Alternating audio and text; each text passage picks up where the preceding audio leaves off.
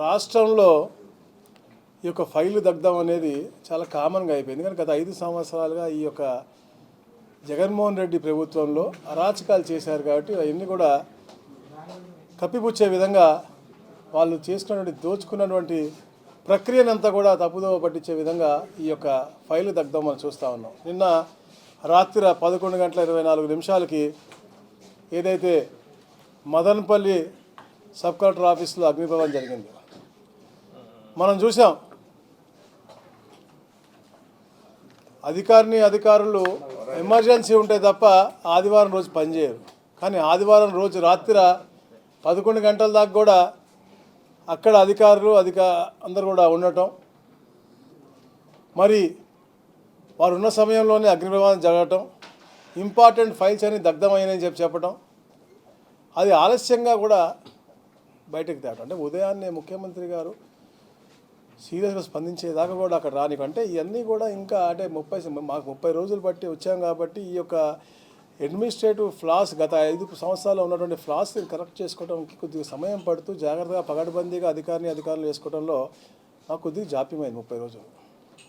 ఈ ప్రక్రియలో కూడా వాళ్ళు గతంలో దోచుకున్న ల్యాండ్ అన్ని కూడా క్లియర్ చేసుకునే విధంగా ఏదైతే 982 ఎకరాలు పుంగనూరులో అవ్వచ్చు, మదనపల్లిలో కూడా దాదాపుగా 1000 కోట్ల రూపాయల ఆస్తులన్నీ కూడా దోచుకునే విధంగా చుక్కల భూములు అవ్వచ్చు, డీకేటీ పట్టాలు అవ్వచ్చు, ఇవన్నీ కూడా ప్రణాళికాబద్ధంగా చేసుకునే పరిస్థితి చాలామందికి తెలిసిందే. మా దగ్గర కూడా కొన్ని ఉన్నాయి. అయితే గత వారం అక్కడ శాసనసభ్యుడు కూడా షాజహాన్ గారు అక్కడ ఉన్నటువంటి ఆర్డీఓని కానీ అడగటం, ఏంటి కన్వర్షన్స్ బాగా జరుగుతూ ఉన్నాయి, లేకపోతే ఈ పెద్దిరెడ్డి గారి ఇన్వాల్వ్మెంట్ ఎక్కువ ఉందని అడగటం, మరి నిన్న ట్రాన్స్ఫర్లో కొత్త జేసీ రావటం, వాళ్ళు ఇవాళ జాయిన్ అవ్వటం, అంటే ఈ ప్రక్రియ అంతా కూడా జరిగే తరుణంలో వాళ్ళు చేసినటువంటి అరాచకం అంతా కూడా కవిపుచ్చాలని చెప్పే విధంగా. ఎందుకంటే మనం చూస్తూ ఉన్నాం, జూలై నెలలో కూడా వీళ్ళు ల్యాండ్ కన్వర్షన్లు కానీ పెద్దిరెడ్డి పేరు మీద ఉండొచ్చు, వారి శ్రీమతి గారి పేరు మీద స్వర్ణత గారి పేరు ఉండొచ్చు, ఇవన్నీ కూడా జరుగుతూ ఉన్నప్పుడు అలాగే కొన్ని 982 ఎకరాల గురించి అయితే మనం చెప్పాం. వాళ్ళ అనువాయుల పేరు మీద అందరి మీద కూడా అబాలిషన్ యాక్ట్ ఇంప్లిమెంట్ చేసి ఏదైతే పాత పత్రాలను చూపించి 982 ఎకరాలు దోచుకునే పరిస్థితి.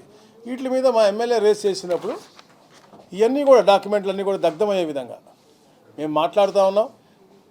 తప్పకుండా 90% రిట్రీవ్ అవుతుందని చెప్పారు. కాకపోతే ఎవరైతే బాధ్యులు, ఎందుకంటే ముఖ్యమంత్రి గారు తెలియంగానే చాలా సీరియస్గా తీసుకున్నారు.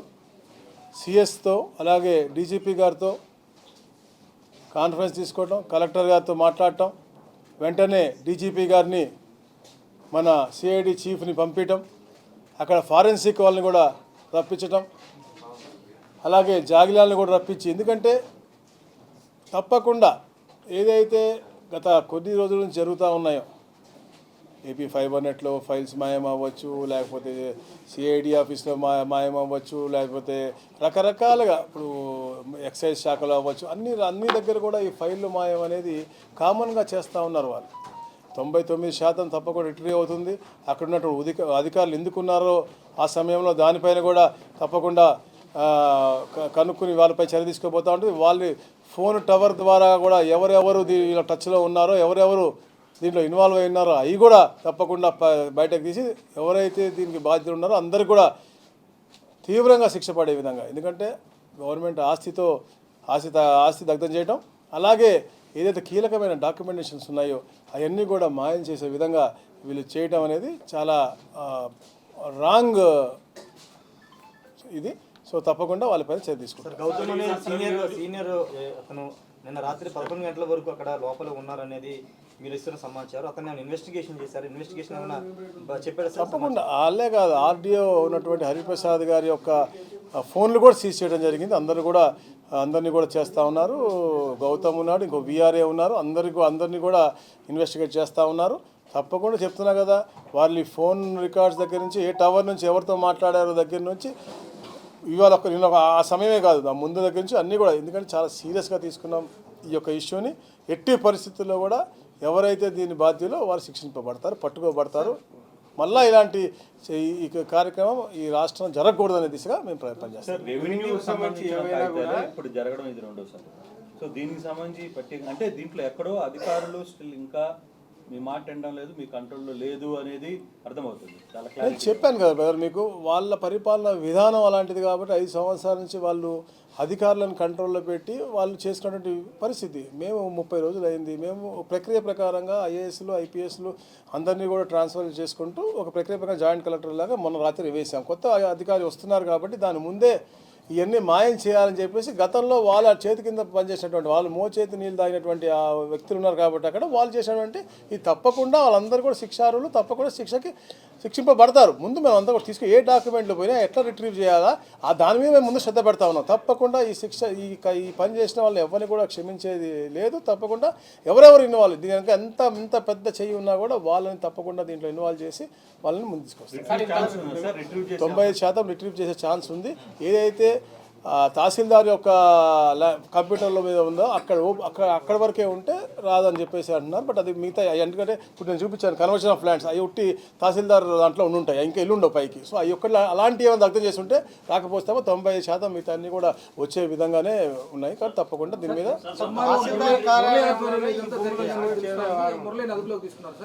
అందరూ అదుపులో చెప్పే కదా, ఫోన్లు కూడా సీజ్ చేశారు. అందరూ కూడా అదుపులో ఉన్నారు. డీజీపీ గారు అక్కడే ఉన్నారు. అందరు కూడా మీరు చెప్పాను ఎంఆర్ఓ కాదు కింద పైన ఆఫీసర్ కూడా అదుపులో ఉన్నాడు. ఏం కాదు అందరూ అంటే ఏదైనా దీనికి సంబంధించి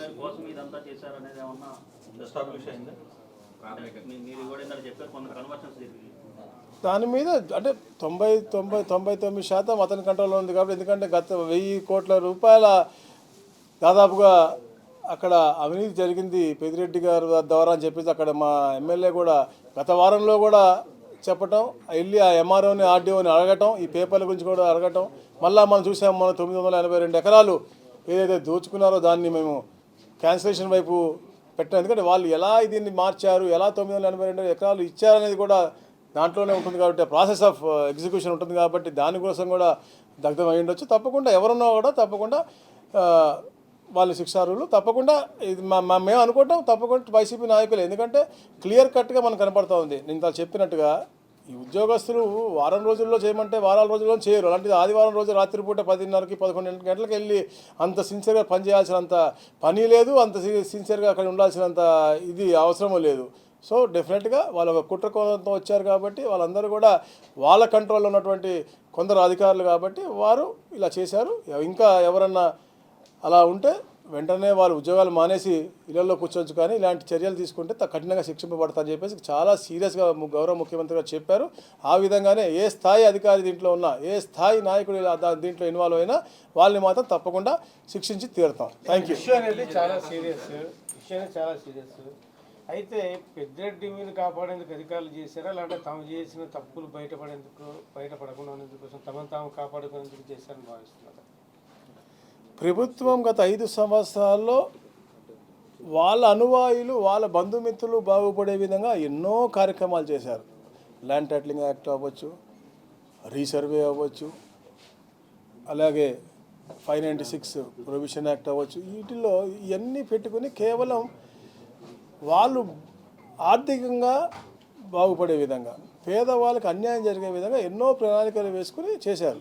ల్యాండ్ టైటిలింగ్ కూడా మేము రిపీల్ చేయబోతాం రేపు పొద్దున కూడా. ఎందుకు అంటే ఆలోచన ఒకటైతే ఇంప్లిమెంటేషన్ ఒకలాగా ఉంది. ఆలోచనలన్నిటి కూడా దాన్ని మార్చేసి నీతి ఆయోగ్ ఒకటి చెబితే దానికి అన్నీ కూడా మార్పులు చేసి కేవలం వాళ్ళకి ఉపయోగపడే విధంగా, వాళ్ళకి ఆర్థిక లబ్ధి పొందే విధంగా వాళ్ళు మార్చుకుని ఎన్నో కార్యక్రమాలు చేశారు. దాంట్లో భాగంగానే ఇలాంటివి కూడా అంటే వాళ్ళు ఏమనుకున్నారంటే ఎప్పటికీ మేము దైవదూతలం, ఎప్పటికీ మేమే ఉంటాం, మేము చేసుకుంటూ పోతాంలే అని అనుకున్నారు. వాళ్ళు కర్మగాలి ప్రజలు కరెక్ట్గా ఆన్సర్ ఇచ్చారు. వాళ్ళు చేసిన పాపాలు పడినాయి కాబట్టి ప్రజలు వాళ్ళకి 11 సీట్లు ఇచ్చి ఇంటికి పంపించారు. అందుకనే వాళ్ళు భయపడి వాళ్ళు చేసిన అరాచకాలు బయటకు వస్తాయి అనేసి ఏదైతే భూదందాలు చేశారో, భూ కబ్జాలు చేశారో అవన్నీ బయటకు వస్తాయి కాబట్టి వాళ్ళు ఈ రోజున ఇలాంటి దుశ్చర్యలకు పాల్పడుతున్నారు. అంటే తప్పక చేయలేకపోతే వాళ్ళు ఇంకా ఇదవుతారని చెప్పి జైలుకి పాలవుతారని చెప్పి భయానికి వాళ్ళు ఇలాంటి కార్యక్రమాలు చేస్తున్నారు. వాళ్ళు చేసినా చేయకపోయినా తప్పకుండా జైలుకి వెళ్ళటం ఖాయం. ఏదైతే ఇలాంటి గవర్నమెంట్ ఆస్తులు దగ్ధం చేయడంతో పాటు ఇలాంటి దుశ్చర్యలు ఏదైతే ల్యాండ్ గ్రాబింగ్ కింద వస్తాయో అవన్నీ కూడా ప్రూవ్ అవుతాయి కాబట్టి తప్పకుండా అది విత్ ఎగ్జాంపుల్స్. అంటే ఇప్పుడు ఎగ్జాంపుల్కి అది ఇంకా పూర్తిగా చెప్పలేదు. పూర్తిగా ఇంకా స్టేట్ మొత్తం కూడా మేము తిరుగుతాము, అక్కడ పొలిటికల్ గ్రీవెన్స్ తీసుకుంటాం, సామాన్య మనుషుల దగ్గర గ్రీవెన్స్ తీసుకుంటాం, తర్వాత అధికారులతో మాట్లాడతాము, ఎంత జరిగింది అనేది మేము అసలు ఈ రోజుకి అప్పు ఎంత ఉంది రాష్ట్రానికి చెప్పలేని పరిస్థితిలో ఉన్నాం మనం. అంటే రకరకాలైనటువంటి కార్పొరేషన్ ఏర్పాటు చేసి వాటి ద్వారా అప్పులు ఎన్ని తెచ్చారంటే ఇప్పుడు కొత్త అప్పులు బయటకు వస్తూ ఉన్నాయి. ఎగ్జాక్ట్ ఫిగర్ డిరైవ్ అవడానికి టైం పడుతుంది. సో అట్లనే ఇవన్నీ కూడా మా నోటీస్కి వచ్చినాయి. ఇప్పుడు దాకా 40,000 కోట్ల రూపాయల అక్రమాలు చెప్పింది తక్కువ, వాళ్ళు 1,00,000 చేశారా 1,50,000 చేశారని in course of time will tell.